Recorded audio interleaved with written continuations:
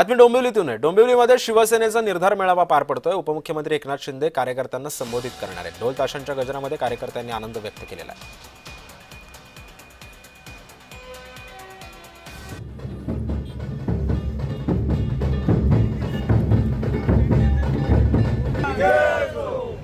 दरम्यान स्थानिक नगरसेवक कार्यकर्त्यांशी बातचीत केली आमचे प्रतिनिधी किशोर पगारे यांनी।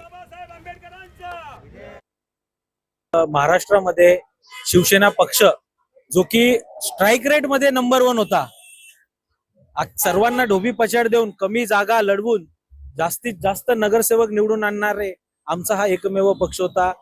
त्यांचे मुख्य नेते आमचे लाडके उपमुख्यमंत्री माननीय श्री एकनाथ संभाजी शिंदे साहेब यांनी जो विजयाचा निर्धार केलाय, त्याच विजयाचा निर्धार आम्ही आज कल्याण डोंबिवली महानगरपालिकेच्या येणाऱ्या निवडणुकीसाठी विजय निर्धार सभा आयोजित केलेली आहे। त्याच्यात एकनाथ शिंदेजी साहेब स्वतः उपस्थित राहणार आहेत। या प्रभागामध्ये कुणी जास्त लक्ष दिले गेलं नाही।